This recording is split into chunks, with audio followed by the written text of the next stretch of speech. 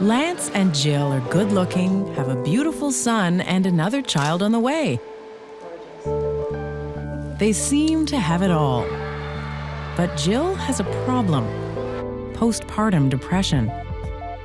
I've not wanted to hold a baby since I had Jack.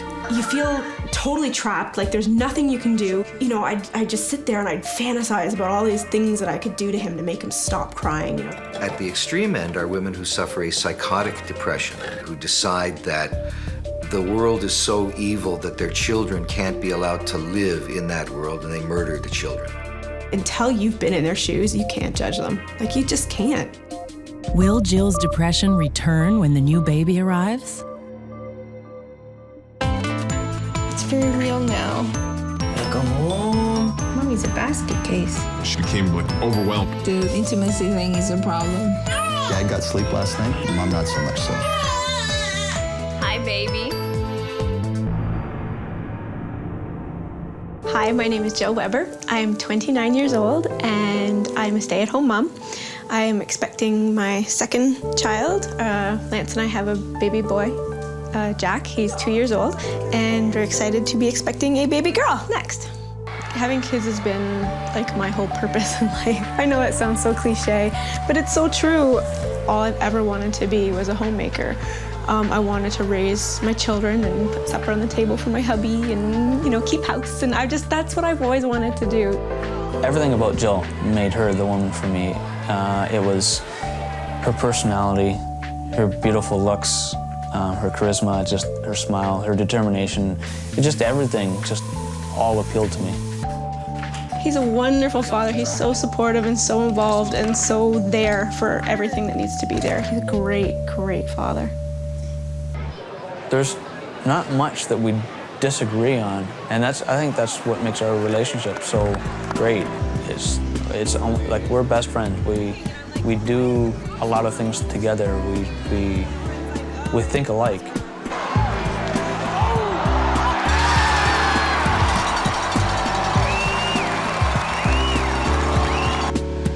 What if it was twins and you didn't know? But even picture-perfect relationships can have ugly scars. Like 15 to 20% of mothers, Jill was stricken with postpartum depression, and she suffered in silence. When he was born, I didn't want to hold him. I didn't want to feed him. I never wanted to be alone with him. I was thinking, oh my God, night's coming, you know, Lance is going to bed and I'm going to be alone with this kid all night. I mean, he screamed all night, the whole night. Like, I would literally pace in his room. I would get to the point where I was so exhausted, I would be holding him and walking, and I would just kind of slouch over. I'd just walk until my head hit the wall, and then I would turn around and walk in the other direction until my head hit the wall again. Just trying to get him to stop crying. You feel totally trapped, like there's nothing you can do, and you know, I'd just sit there and I'd fantasize about all these things that I could do to him to make him stop crying, you know, different ways that I would like hurt him or hurt myself or run away or do you know, I mean, I knew I was deep down I was never gonna do it, but you could visually see it so clear. Postpartum depression is not that rare. It's a condition that's triggered by late pregnancy and giving birth, but it's depression like any other depression. At the extreme end are women who suffer a psychotic depression. Typical of that are the stories of women who decide that the world is so evil that their children can't be allowed to live in that world, and they murder the children. You hear about mums that go off the deep end and do stuff, and you know, so many people say that's horrible. There are these horrible people, you know, and it's like, you know what? Until you've been in their shoes, you can't judge them. Like, you just can't. Jill has a C-section scheduled in just a few days. But the excitement of the birth is tempered by her fear that the depression will return. I've not wanted to hold a baby since I had Jack. I've found it very difficult when someone hands me a baby and I hold it and I'm like, okay, someone else take her or something. Like, I just feel nervous and I just don't feel comfortable. I don't feel that natural mother instinct they talk about, you know, I just don't feel that. If you've had postpartum depression in the past or in the previous pregnancy, your risk of recurrence is quite high. And it certainly is a flag. If they have a true major depressive episode in their previous pregnancy, they have a high risk of having it again, 70%, up to 70%. Her major anxieties are she's not prepared. She's not ready for another baby. Does she have all the wrinkles ironed out? Is this ready? Is the nursery all ready? I think I will be afraid to be alone with the baby for the first little while until I really get used to it. Bye, house. Be 4 of us when we come back. Ready? Let's do it. Coming up, Lance and Jill head to the hospital and to an uncertain future. When her son Jack was born 3 years ago, Jill suffered the torment of postpartum depression.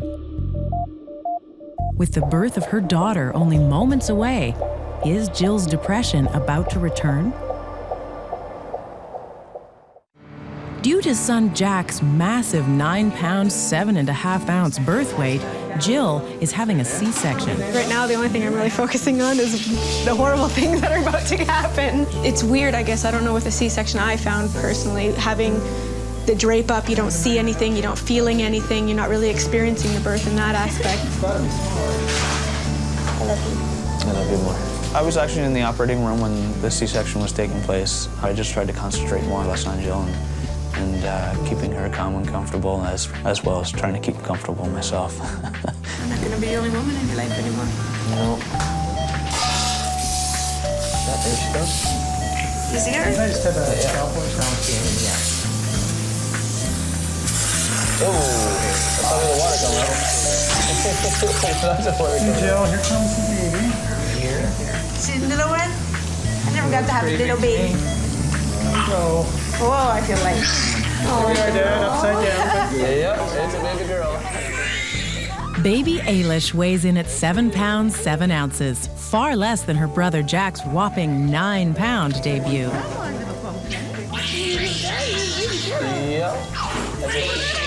Yeah, she's just a little one. You're little. Big enough.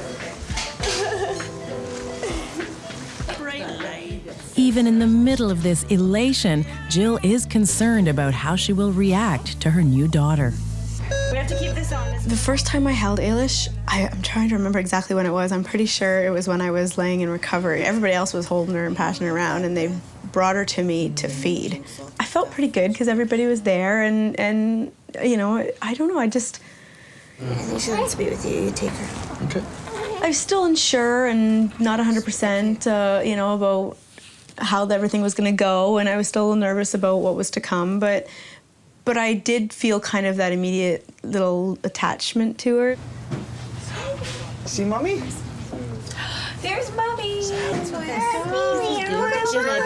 Yeah, this is the baby that came out of Mommy. How are you doing? Fine, I feel great. You're a little cool. Is that your baby sister? I'll give Mommy a high five. All right. Good job, Mom. I'm just glad everything went well. You? Take care, guys. Thank you.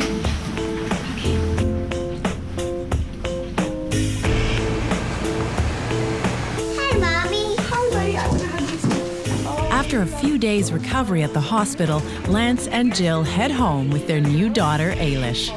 Yes. Thanks, buddy. Can you give your sister a little kiss on the forehead right there? Good job. Jill's postpartum depression hasn't arrived, but another problem has.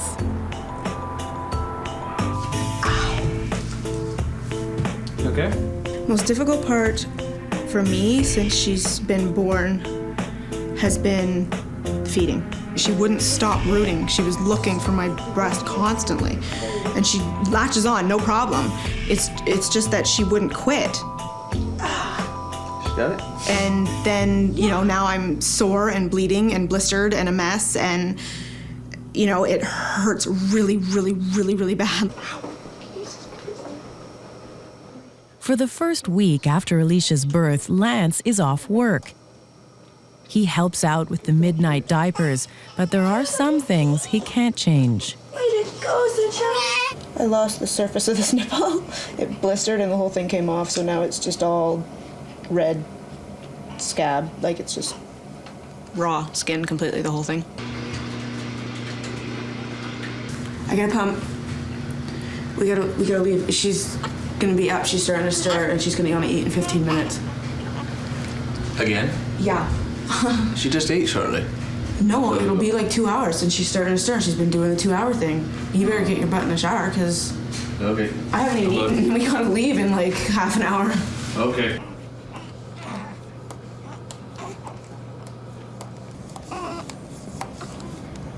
This is ridiculous. Old MacDonald had a farm, E-I-E-I-O. On his farm he had a cow. That's me. This whole breastfeeding thing, I'm done with it. I think across cultures, women have certain expectations of themselves, and one is that they should be able to nourish their baby with breast milk. If a woman has difficulty breastfeeding, she may well develop a depressive episode based on the notion that she somehow hasn't succeeded as a woman and a mother.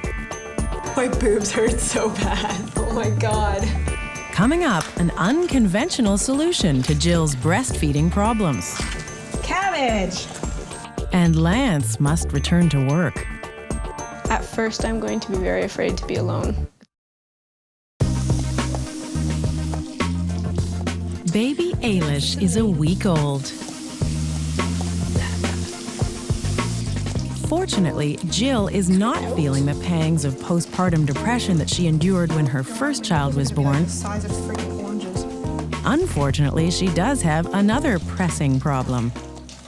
Feel my boob. Feel. That is a little bit hard. Feel over here.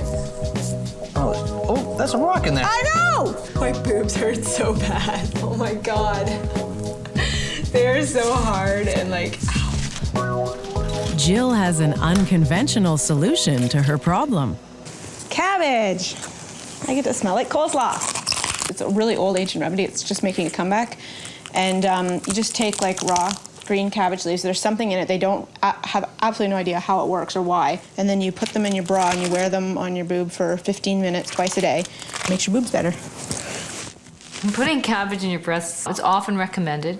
It's used for breast engorgement, so that's when the breasts get really full. It's probably as effective as ice, but it's probably easier just to put cabbage on.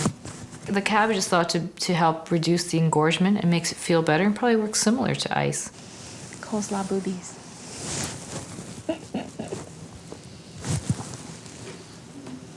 I'll never eat coleslaw again. Yummy. Postpartum for me so far, I don't feel like I have it. I don't think I have it. I don't know if I have it. My mood swings are all in line and I'm feeling really, really good. So I can only attribute that to either I don't have it or the medication. I'm more inclined to think that the medication is definitely doing its thing. Lance was really good for the first week. Kind of like reminiscent of when we had Jack. That first week that he's off work and that I'm at home, he does everything. Like he did all the changing the diapers and he got up and brought the baby to me. He did all the cleaning around the house, cooked a lot of the meals, helped take care of Jack, took him out, gave me a break, did lots of stuff for me. He's still trying. He's doing good. I mean, he's a guy. What can I say? The sex life hasn't been there yet. We have had zero sex life, none at all, doesn't exist. And then this past weekend we left Jack with my mom and then Alish was asleep, so we actually had some time together and we're back on. So it was good. Changes have been kind of dealing with Jack mostly. He's definitely not getting the attention he used to get because obviously I'm busy boobing her half the time. So he can't have all the things he wants when he wants, and he doesn't get all of my attention, and he's kind of at the age right now where he really wants my attention like crazy. After a week at home helping Jill, Lance must return to his job as an electrician. Being a single income family, and I do work in the construction field, I still have to be somewhat alert during the days.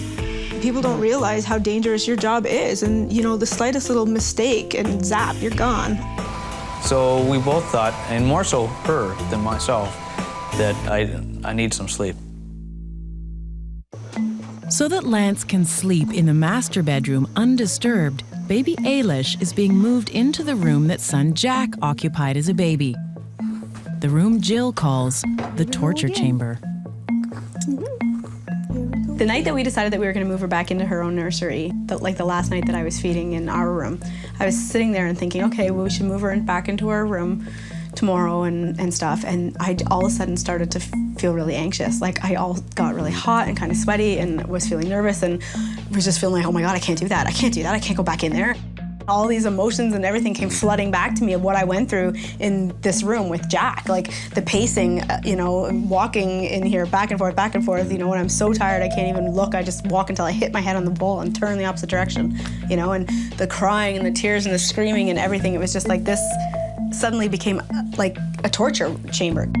Coming up, will history repeat itself when Jill returns to the torture chamber?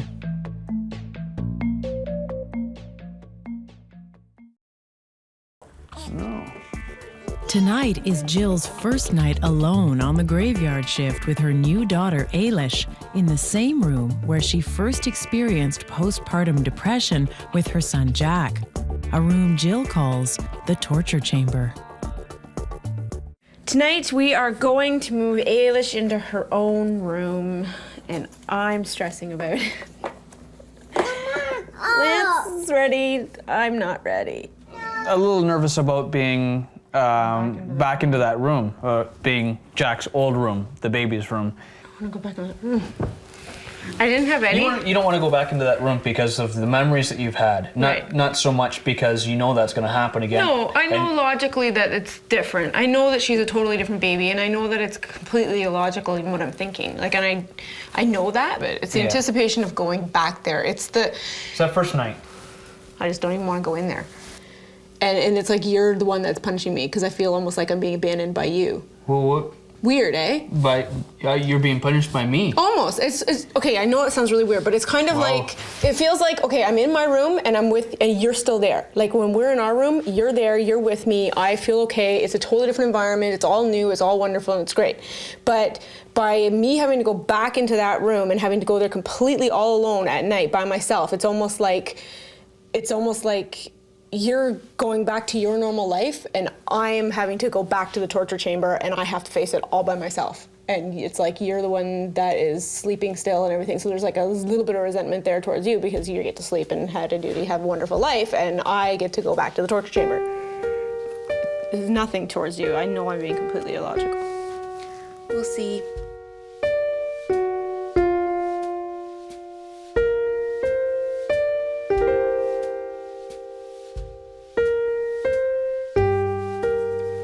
Love me. Yes, I do. Still don't want to go in that room though. I need to take my drugs. In the past month, Jill has been regularly taking antidepressants, a solution that's not without risk. I think you'll find most psychiatrists will treat with caution during pregnancy. Antidepressants take the edge off certain lousy feelings and prevent them from spreading all over the place. But the real antidepressant is the human being taking the pill. I can never remember to take medicine or pills. I don't know how I didn't get pregnant for all those years I was on the pill. Because there were so many days that I never took it because I forgot. But as the witching hour approaches, Jill is less and less convinced that she can handle what the night has in store. I don't want to do this, but I've got to. Right? No. You ready for this? I'm not ready for this.